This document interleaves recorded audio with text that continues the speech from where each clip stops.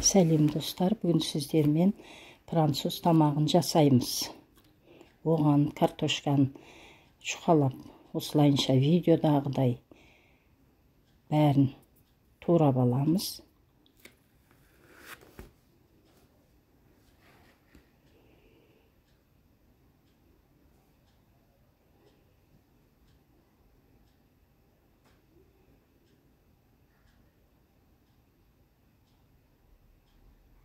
Міне картошканың түгел бәрін турап алдық.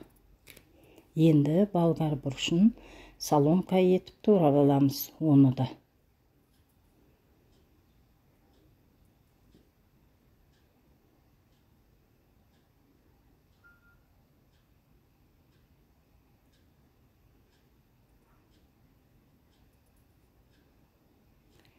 Турап болды. Міне болгар бұрышымыз да дайын болды. Енді артынан бір сәбізді үккіштен өткіземіз.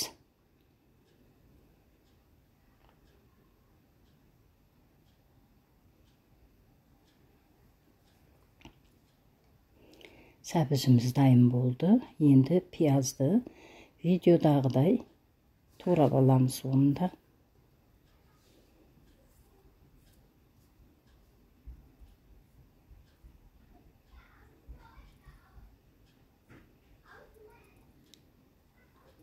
Piyazımız dayım oldu. Енді onu farşın üstüne salamız. Onun üstüne paprika, tuz, karaburuş kosup aralastырамыз bәрін.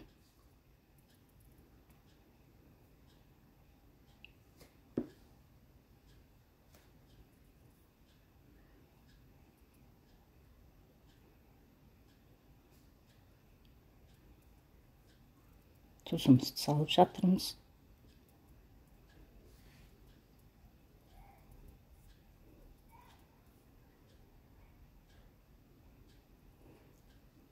Бәрін қосып араластырамыз.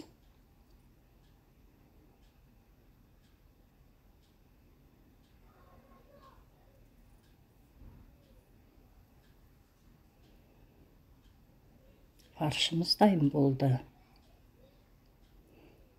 Енді помидорды видеодағыдай бөліктерге бөліп дайындап қоямыз.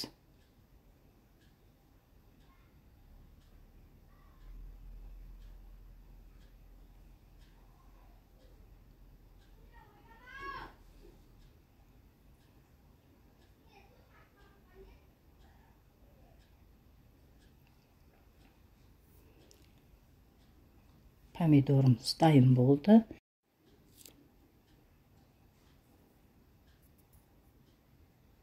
Енді табаға майымызды жағып, оның үстіне картошканы тізбектерге тізіп, осылайынша жайғастырып шығамыз. Оның үстіне тұз, майонез жақтық. Барлық картошканы жауып тұру керек майонез.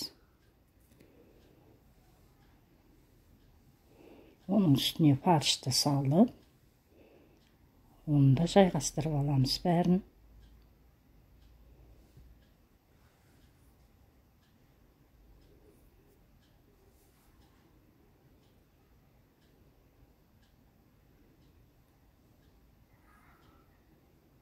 Бәрін жайғастырып болды фаршты.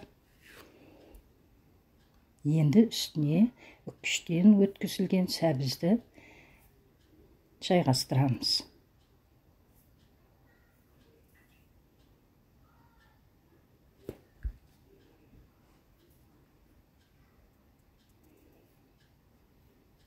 Бәрін әдемілеп өстіп қойып шықтық. Енді тұз себеміз үстіне.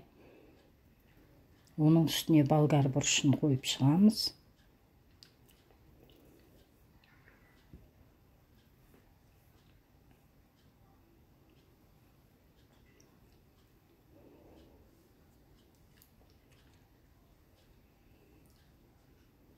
Міне осылайынша болгар бұрышты қойып шықтық. Оның үстіне Майонез жағамыз. Оны осылайынша видеодағыдай жағып шығамыз түгел бәрін. Екінші слой картошканы, екінші слой тағы қойып шығамыз. Оның үстіне тұз сеуіп,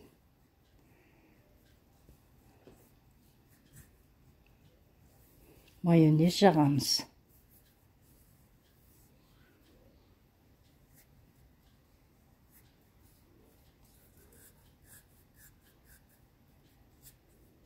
Не майонезді осылай жағып шықтық, оның үстіне пиязды қоямыз.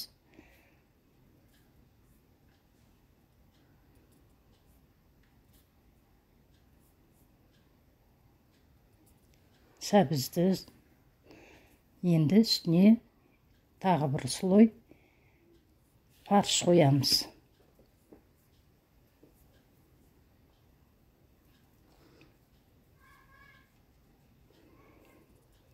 Тағы да майонезді жақсылап жағып шығамыз. Сонда артынан әдемілеп помидорды жайғастырамыз.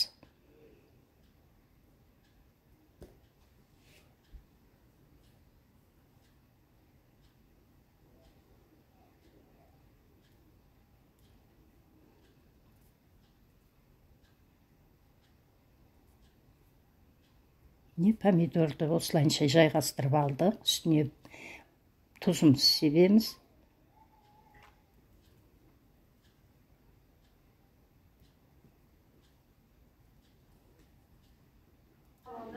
Енді духовкаға қоямыз.